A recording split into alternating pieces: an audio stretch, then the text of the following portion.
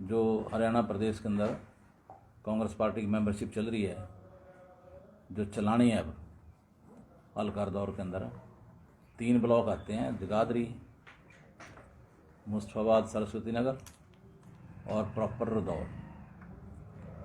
तो लगभग 232 से लेकर 234 तक बूथ हैं। हर एक बूथ पर मिनिमम 30 मेंबर जो है हमने कांग्रेस पार्टी के बनाने हैं, मेंबरशिप करनी है। उसमें 18 साल से लेकर के और जितनी भी उम्र है किसी की, सभी को ले सकते हैं। ये कोई ज़रूरी नहीं है कि 18 से 36 तक युवा में आएगा, उनको भी ले सकते हैं इसमें, जो भी करवाना चाहे। और उसके लिए जो जिस चीज़ की ज़रूरत है वो हमने चीफ इनरोलर बना दिए हैं प्रत्येक ब्लॉक के अंदर। वो प्रत्येक उसमें जाएंगे बूथ पर, वहाँ पर इनरोलर बनाएंगे, जिनमें के एक लेडी भी, मतलब कि एक जो है स्त्री का भी ज़रूरी है, वो भी इनरोलर बने। वो आगे जो है फिर ये मेंबरशिप भी करेंगे with the cooperation of chief enroller. जो हमने नियुक्त किए हैं वो चीफ इनरोलर हैं। तो एक तो ये मामला है हमारा। इसके लिए हम जो मेंबरशिप करेंगे उसके लिए थोड़ा बहुत टारगेट हमारे पास मैनुअल का भी है और बाकी ऑनलाइन है। वो उसकी ट्रेनिंग जो है कार्यकर्ताओं को, चीफ एनरोलर्स को दे दी गई है। जो किसी को ट्रेनिंग ना मिली उसको हम ट्रेनिंग दवा देंगे। अब जो दूसरा अहम मुद्दा है कि जैसे कि पूर्व में मुख्यमंत्री रहे आदरणीय चौटाला साहब जी ने एक प्रोग्राम चलाया था, सरकार आपके द्वार चलाया था ना, प्रत्येक विधानसभा क्षेत्र के अंदर वो जाता था।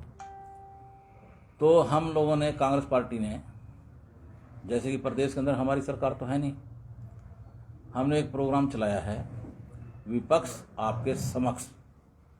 यानी कि जो विपक्ष है वो, उसके जो हमारे अपोजिशन के लीडर हैं श्रीमान चौधरी भूपेंद्र सिंह हुड्डा जी, जो CLP लीडर हैं, वो प्रत्येक जिला के अंदर जाएंगे। कुछ जिलों के अंदर वो जा भी चुके हैं और ये चौथा प्रोग्राम है हमारा, जो हम कुरुक्षेत्र के अंदर 13 तारीख को विपक्ष आपके समक्ष ये प्रोग्राम करेंगे। और उसमें कोई भी आदमी, कोई भी, चाहे वो कांग्रेस पार्टी का हो चाहे वो ना भी हो, वो वहाँ जाकर के अपना सवाल, अगर कोई विपक्ष से रखना चाहेगा, कुछ पूछना चाहेगा, जिस प्रकार से पत्रकार पूछते हैं, वो अपना सवाल वहाँ पर अपनी दुख तकलीफ वहाँ खड़ा होकर के उसको माइक दे दिया जाएगा, वो पूछेगा। तो विपक्ष आपके समक्ष में हम 5 क्वेश्चन रखते हैं और अलग अलग आदमी जो हैं वो एक एक अपना क्वेश्चन वहाँ कह सकते हैं और उसका जवाब जो है हमारे CLP लीडर जो हैं चौधरी भूपेंद्र सिंह हुड्डा, उस प्रोग्राम को, इस बात को, उसका जवाब मतलब कि मौके पर ही देते हैं, उसका समाधान करते हैं। तो उसकी तैयारी के लिए, जैसे कि हमारा जिला भी जो है कुरुक्षेत्र के नज़दीक पड़ता है, आपको पता है, लाडवे के साथ कुरुक्षेत्र रदौर पड़ जाता है। तो जितनी जिम्मेवारी लाडवे की है विधानसभा की, उतनी जिम्मेवारी मैं समझता हूँ कि रदौर की भी है, क्योंकि रदौर भी जो है वो हमारा जो लोकसभा का जो भी पार्लियामेंट्री सीट है रदौर की, वो कुरुक्षेत्र में पड़ती है। तो हमारी भी उतनी जिम्मेवारी है जितनी वहाँ के लोगों की है। तो उसके लिए हमने अपना एक टारगेट रखा है यहाँ से कि हम लगभग 200 गाड़ियाँ अपने रदौर से, विभिन्न गांवों से, शहर में से, वार्डों में से, पंचायतों में से, जिसमें पर्सनल गाड़ियाँ भी होंगी और कुछ बड़ी गाड़ियाँ हम उनको जैसा भी संभव होगा, जहाँ जिसको ज़रूरत होगी, वो उनको करके किराए पर भी देंगे। तो हम यहाँ से लगभग, हमने अपने ज़िले का 5000 से भी ज़्यादा लोगों को यहाँ से चलने का टारगेट बनाया है। और उसके लिए हम हरदौर मंडी में सुबह 10 बजे इकट्ठे होंगे और 10:30 बजे जो है वहाँ से हमारा हरदौर का जितने भी लोग, जितनी भी गाड़ियाँ वहाँ आएंगी, वो एक काफिला वहाँ के लिए रवाना होगा। तो ये 2 प्रोग्राम हमने। विधायक साहब, ये जो आदमी अपनी समस्या रखेगा, हाँ, उसका समाधान कैसे होगा? उसका समाधान अगर अब ओपोजिशन होने के नाते भी अगर कर सकेंगे, जैसे कि उसके लिए कोई संघर्ष करना है सड़क के ऊपर आकर के, या विधानसभा के अंदर उस मुद्दे को उठाना है, लेकर के बोलना है, सरकार से जवाब मांगना है, या जब सरकार आएगी प्रायोरिटी के तौर पर उस प्रॉब्लम को चाहे वो उसकी अपनी है चाहे कोई सामूहिक है, उसको प्राथमिकता के तौर पर उसको हल करने के लिए, ताकि एक बार पता तो लगे। आने वाले मुख्यमंत्री के दिमाग में बात आई भी, समस्या मेरे सामने वहाँ आई थी। मतलब समस्या अब, और उसका हल के लिए इंतजार 2 साल का करना पड़ेगा? नहीं, ये कोई बात नहीं है। देखो, सरकार तो हमारी है नहीं। जब हम उस मुद्दे को उठाएंगे, अब जैसे कि मैंने विधानसभा के अंदर चमरोड़ी से लेकर के सिली तक की सड़क का मुद्दा उठाया था। 3 साल से उसका टेंडर हुआ है, 3 साल हो गए हैं टेंडर हुए को, और वर्क अलॉट भी हो गया, अलॉटमेंट लेटर ठेकेदार को मिल गया। 3 साल से वो काम नहीं कर रहा था, ना तो अधिकारियों के काबू में आया, ना सरकार के जो पिछली सरकार भी रही उसके काबू में आया। लेकिन जब हमने उसका मामला विधानसभा के अंदर उठाया और माननीय मुख्यमंत्री जी से पूछा कि मेरे को जवाब चाहिए इस चीज़ का, कि ऐसे आदमी को टेंडर दिया क्यों, अगर दे भी दिया तो अब तक उसको ब्लैक लिस्ट क्यों नहीं किया गया? उसको ब्लैक लिस्ट किया जाना चाहिए। और आप मानोगे नहीं कि उसी दिन रात को काम लग गया, उसी दिन रात को उस सड़क की रिपेयर का, वाइडनिंग एंड स्ट्रेंथनिंग दोनों का काम लग गया। आप जाकर के देख सकते हैं। अर्दौर की सड़क का क्या? अर्दौर की सड़कों का भी हमने मुद्दा पूरी जोर से उठाया है, और अब फिर उठाएंगे। अभी 0 ओवर में जिस दिन भी मेरे को समय मिलेगा उसको पूरे जोर शोर से उठाऊंगा। पीछे आपने चेतावनी दी थी। हाँ, वो चेतावनी दी थी, उसके आधार पर अधिकारियों ने कुछ काम किया भी है, लेकिन वो मुझे ऐसा लगता है कि अधिकारियों के पास पैसा नहीं है। उनके पास जो मैं प्रॉब्लम सामने आई तो पैसा नहीं है, लेकिन पैसे के लिए मैं उनके साथ जो PIC हैं उनको मिले थे, उसका एस्टीमेट भिजवाया था। एस्टीमेट जो करके आया है उसमें जो ऊपर जो लेयर बिछानी है तारकोल की और उसकी बजरी की, वो 20 mm की है। जब वो उसको काम करना उन्होंने शुरू करना था आज कल में, जब मुझे पता लगा कि 20 mm की है, तो 20 mm सिर्फ एक तार की तरह होती है, इतनी 20 mm अगर हम उसके ऊपर तारकोल और बजरी डालेंगे रोड़ी के ऊपर या जहाँ खड्डे हैं उसके ऊपर, तो कितना टाइम निकालेगी? 20 mm होता क्या है? 20 mm में भी ठेकेदार कोशिश करता है 18 mm डालने की, और 18 में भी जब उसके ऊपर रोलर चलेगा तो वो तो 10 mm रह जाएगी। तो मैंने उसको कहा कि हमने ये करानी नहीं है, आप इसका प्रपोजल दोबारा तैयार करो। वो तैयार करो CC रोड का, पर उससे लेकर के जो त्रिवेणी का जो वहाँ पर कौन सा है, त्रिवेणी वेंकटाल है, त्रिवेणी वेंकटाल है उधर, वहाँ से लेकर के इंजीनियरिंग कॉलेज तक आप CC का इसका एस्टिमेट बनाओ, मुझे दो, मैं आज की रात करा के लाऊंगा।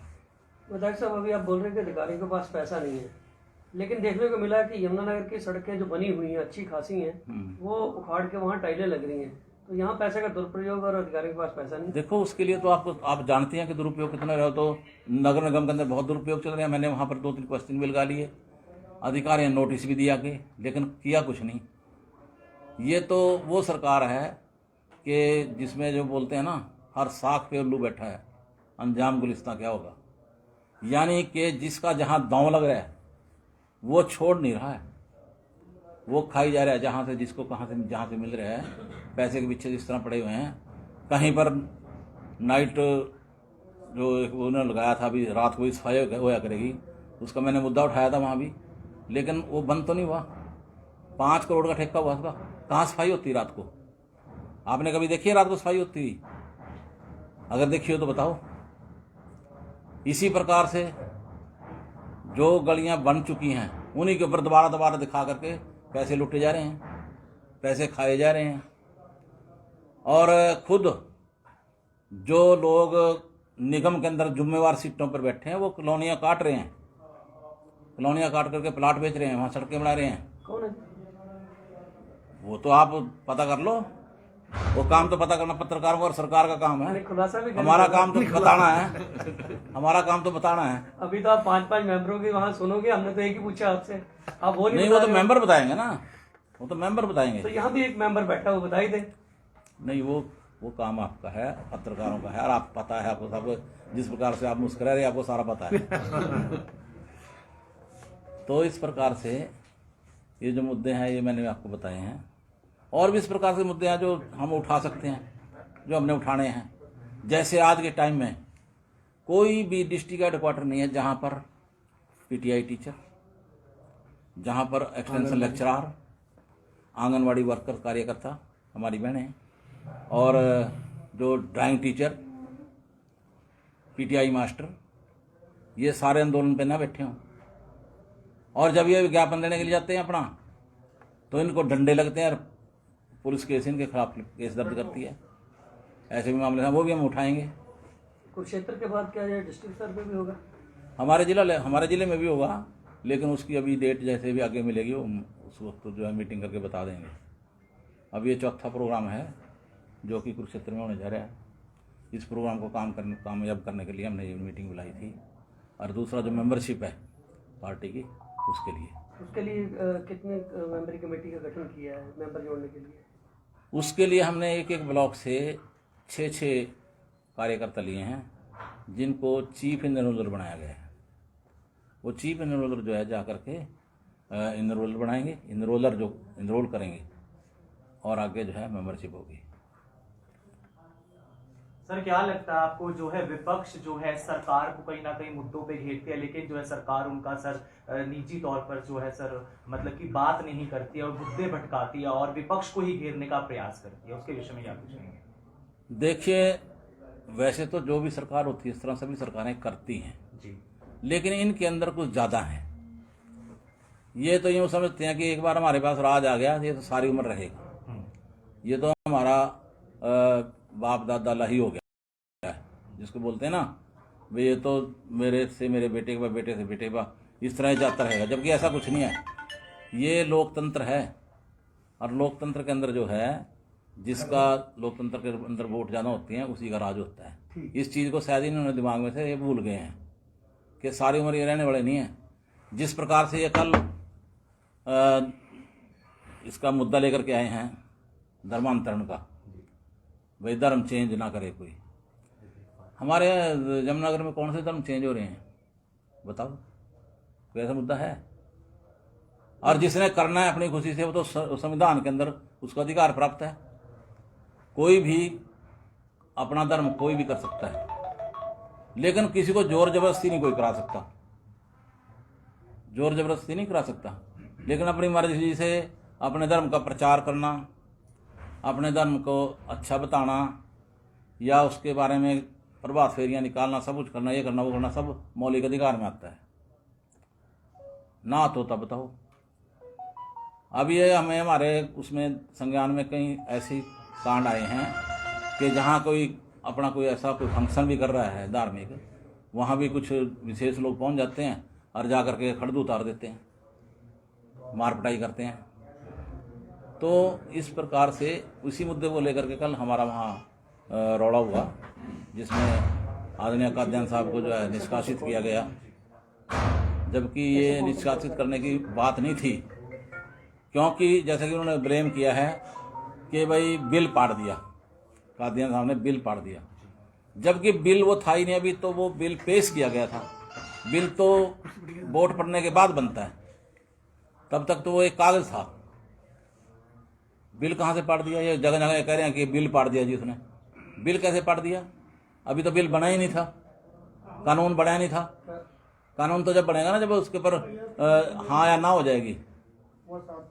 उससे पहले अगर मुख्यमंत्री जी कुछ अपोजिशन को के बारे में गलत टिप्पणी करेंगे, जैसे कि आपने शायद टीवी में भी देखा होगा, कल मुख्यमंत्री जी ने जब ये बिल पेश किया, जब अभी पेश कर रहे थे, और मुख्यमंत्री जी ने बहस के दौरान ये कहा भी तुम जितने भी अपोजिशन के एमएलए बैठे हो तुम अपना सारे के सारे धर्म चेंज कर लो। इसमें गुस्से में आकर के उसने उस कॉपी को पाड़ दिया। गुस्सा तो उसने दिलाया ना, गलती तो पहले मुख्यमंत्री किया, और 1 मिनट में खड़े होकर कह दिया कि मैं चलो ठीक, मैं अपने शब्द वापस लेता हूँ। जब इस पे कादियान साहब ने भी कह दिया कि ठीक है मैं भी अपने वापस ले लेता हूँ, और ये बात मामला ठंडा हो गया था। लेकिन जो बीजेपी के जो सदस्य थे वहाँ या मंत्री थे, उन्होंने प्रेशर डाला जो हमारे स्पीकर हैं उस पर, तब उनको निष्कासित किया गया। तो इस प्रकार से मनमानी तो करना कर ही रहे हैं ये, चाहे कहीं भी है। और इसका पता इनको यूपी में लग जाएगा। अब यूपी में अगर ठीक ठाक काम हुआ ना तो सुपड़ा साफ है इनका। अगर कोई किसी किस्म का ये इलेक्शन कमीशन के साथ मिल करके हेराफेरी नहीं करेंगे, सीट नहीं आ रही। मेरी सहारनपुर में ड्यूटी थी, सारी की सारी सीटों में से एक भी बीजेपी की नहीं है।